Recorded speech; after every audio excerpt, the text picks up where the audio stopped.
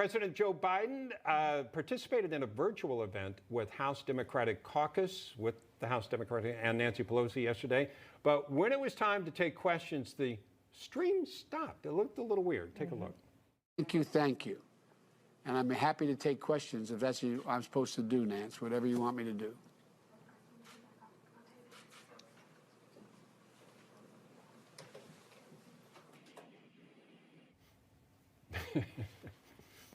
I mean, it was kind of funny. Yeah, it's a little awkward. So the question is, what exactly is going on with Joe Biden? He obviously quick to sign away or sign executive orders, one after the other, but he can't seem to address the public and take their questions. Let's see what our panel thinks. And since you were laughing, I'll start with you, Stacy. What in the world was that? It's like he's been handled, right? Yeah. It's like a sock puppet. And he was like, yeah, I'm going to take questions. Yeah. And they were like, no. And just literally just shut him down. And he's not like, so let's just say it was like, it's me and I'm on here on Newsmax, right? So I'm like, I want to take some questions. And the people in the control room were like, we never told Stacy she was taking questions. So they cut away, right? That would be embarrassing and awkward, but it would be very shocking because I'm not in charge here. Like, so he's in charge of the entire country. And he was like, I'll take some questions. And someone in the control room was like, no, you won't. Right. Exactly. I mean, you can almost hear what happened. Joe, you know, he also has not had any type of press conference himself. He hasn't addressed anyone. The only State of the Union address we've gotten so far is from CPAC and former President Trump. What's interesting about Joe Biden and what we're seeing unfold is when he was signing those executive orders you were talking about, at one point you could hear him mumble something that sounds like, I'm not really sure what I'm signing.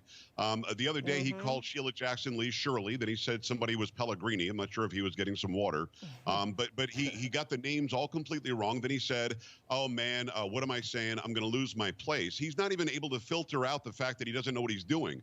And now this thing, clearly there weren't supposed to be any questions because, as you guys have probably heard, when the gaggle does yell a question at now President Biden, they are told to shut up and get out. I mean, there's some woman's voice. I'm not sure who it is. I don't think it's Jen Psaki, but somebody's saying, nope, that's it. Get out of here. Got to keep on moving. Nothing to see here. I mean, when is this guy going to sit down, have a conversation with America? When is he going to go in front of the joint session of Congress and say, hey, here's what's going on in our country right now? Is that ever going to happen? And when is the media, other than you two, and I guess us, going to call him out and say, hey, what's going on, administration? What's up here? Yeah, and what about foreign policy and any type of concern that this may present when some of our adversaries are watching this happen time and time again with the leader of the free world? Bob?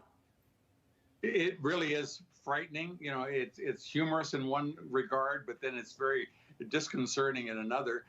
You can tell thus far he's not been meeting with foreign leaders, but he's been do a Zoom call, and of course he can have the notes with him there. And it is a real question and a concern. He was able to get through 8 months of a campaign by having the press cover for him, and they said what needed to be said.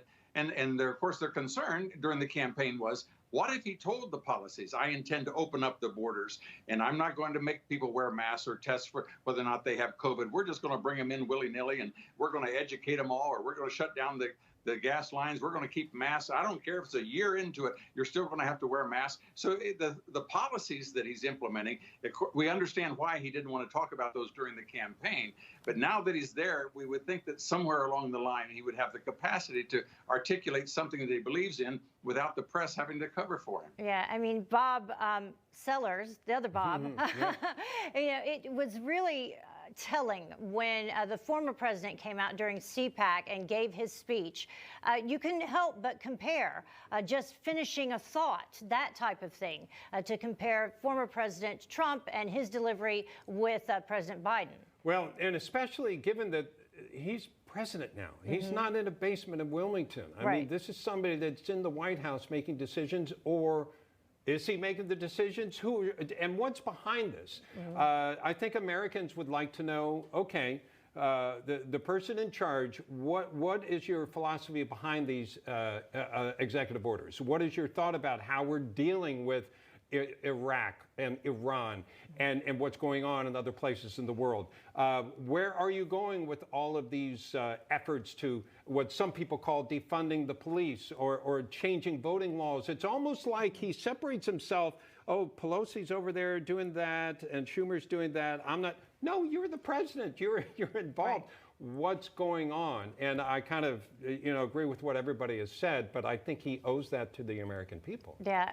And you wonder, Stacy, who is it that is pulling the strings behind him if President Biden is not the one making all of these decisions?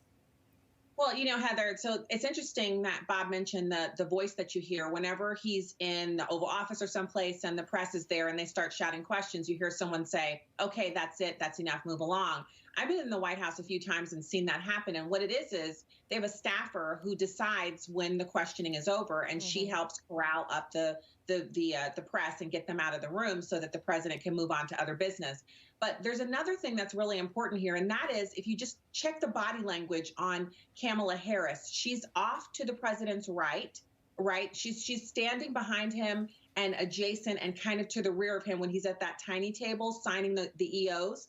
And her stance, legs apart, hands knit together in the triangle, kind of overseeing what he's doing.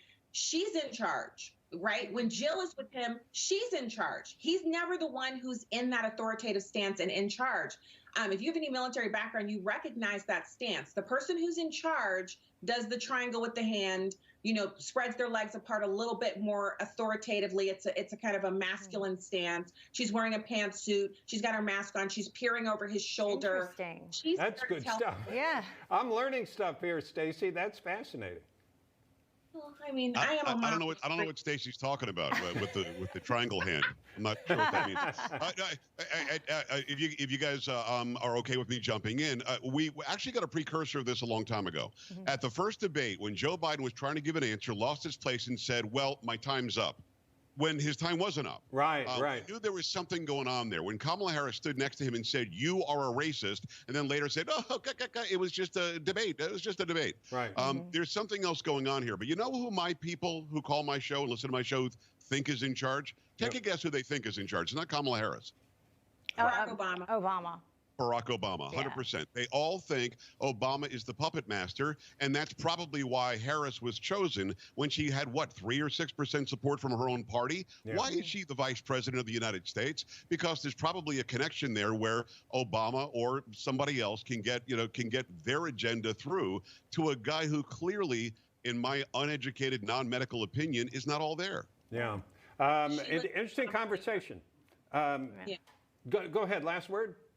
She lives in Obama's neighborhood. They live in Calorama. So, she has not moved into the vice president's mansion, and President Obama and his wife have a place in Calorama, just down from where Ivanka Trump used to live. And so does the vice president's family. They live there. Yeah. Well, you can just take a look at the policies and the appointments to the administration that are being made so far. And a lot of folks saying that it is Obama take two. So. Well, it's interesting. Yeah. We didn't think that the third term of Barack Obama was going to be literal. Yeah. Right. It was supposed to be figurative. All right. We're going to take a break right here.